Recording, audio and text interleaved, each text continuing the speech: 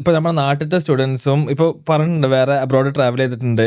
ഈ 2 സ്റ്റുഡൻസിലൊരു mentality difference correct analyse ചെയ്യാൻ പറ്റിയിട്ടുണ്ടോ? എന്താണ് നമ്മുടെ what are the students in India lacking?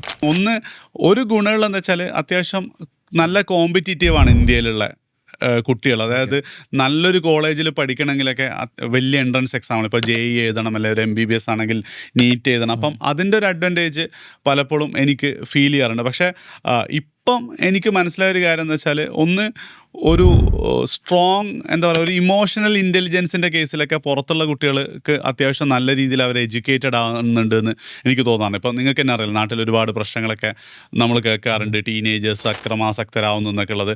അതെനിക്ക് പലപ്പോഴും ഫീൽ ചെയ്തിട്ടുണ്ട്. ഇപ്പം ഞാൻ ഫിൻലൻഡിലൊക്കെ പോയ സമയത്ത് പ്രൈമറി സ്കൂളിൽ തന്നെ ഇമോഷണൽ ഇൻ്റലിജൻസ് എന്നുള്ളത് ഒരു സബ്ജക്റ്റായിരുന്നു. അപ്പം എങ്ങനെ നമ്മൾ ദേഷ്യം കൺട്രോൾ ചെയ്യണം, ഒരാൾ നമ്മളെ ഹേർട്ട് ചെയ്താൽ നമ്മൾ ആ സമയത്ത് എങ്ങനെ പ്രതികരിക്കണം എന്നുള്ള ചെറിയ കുട്ടികളെ തന്നെ പഠിപ്പിക്കണം. അപ്പം അങ്ങനെ ഒരു കാര്യത്തിൻ്റെ അഭാവം ഭയങ്കരമായിട്ട് ഫീൽ ചെയ്യുന്ന എനിക്ക് തോന്നിയിട്ടുണ്ട്.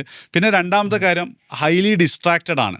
നമ്മളെ ശരിക്കും ഒരു സോഷ്യൽ മീഡിയയുടെ എങ്ങനെ ഉപയോഗിക്കണം എന്നുള്ളതൊന്നും നമ്മളെ കുട്ടികളെ ആരും പഠിപ്പിച്ചു കൊടുത്തിട്ടില്ല. അപ്പോൾ അതുകൊണ്ട് തന്നെ ഒത്തിരി സമയം അതിൽ കളഞ്ഞിട്ട് ആ ഒരു പൊട്ടൻഷ്യൽ നശിപ്പിക്കുന്നത് പോലെയും എനിക്ക് തോന്നിയിട്ടുണ്ട്. അതേ സ്ഥാനത്ത് ഈ ഒരു കോമ്പറ്റീഷൻ്റെ മുകളിൽ കയറുന്ന കുട്ടികൾ ബാക്കി ഏത് രാജ്യത്തെ കുട്ടികളെ കമ്പയർ ചെയ്യുമ്പോഴും ഹൈലി ടാലൻറ്റഡ് ആയിട്ടാണ് എനിക്ക് മനസ്സിലായിട്ടുള്ളത്.